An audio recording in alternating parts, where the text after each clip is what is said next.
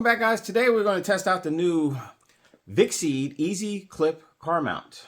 So this is available on Amazon for, I believe, $27 and some change, and there's a 10% coupon as of today when I'm recording this. So we're going to crack this open, see what's inside the box, and then we'll actually mount it inside the vehicle, and I'll test it out and let you guys know my feedback. So let's get this open.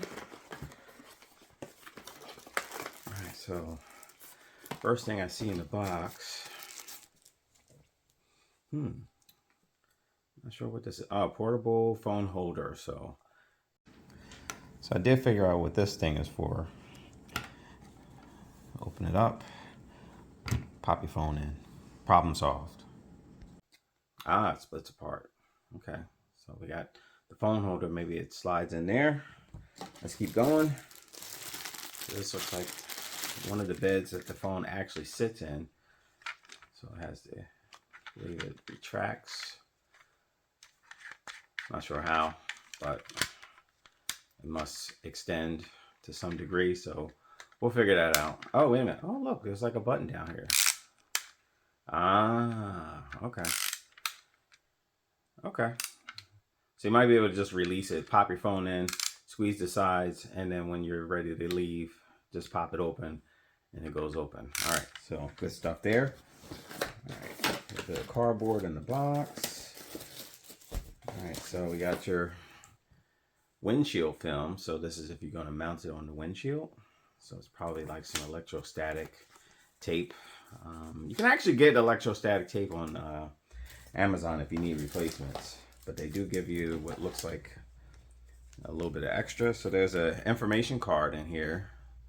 So you can download an app.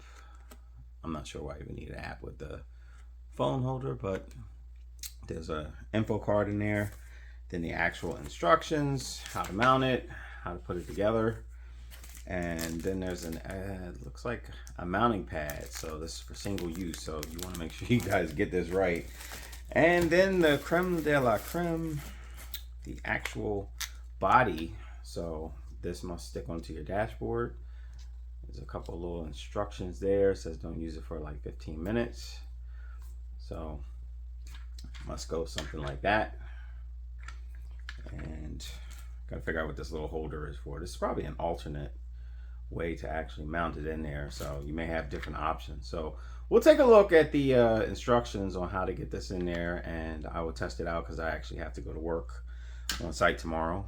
I only go in once a week. So we'll test it out and I'll let you guys know my feedback. All right, be right back. All right, first note is that the release button is on the left side. So putting it over here was not a good idea because it is harder to find the release because the phone is actually covering it. That may be something that they want to think about in future generation holders, is that this is an ambidextrous, at least an ambidextrous release. The other thing is the phone that I actually use is really wide. I got a Galaxy S21 Ultra, so with a thicker than usual case, so it just fits in here and is enough that I can click this once to get it closed. So just be aware that, you know, it does have limits. Like if you got a really ultra thick case, like an OtterBox, like a real, I think it's called the Defender, it may be a little bit of trouble in there, but otherwise it's fine. It seems like it works.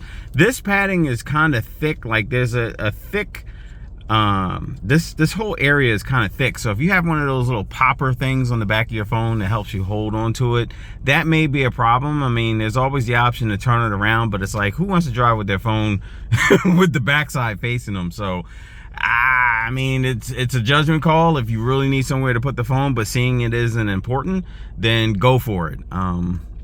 Other than that, the stick, the suction and everything is really good. It was holding on to the phone really well. I had no issues.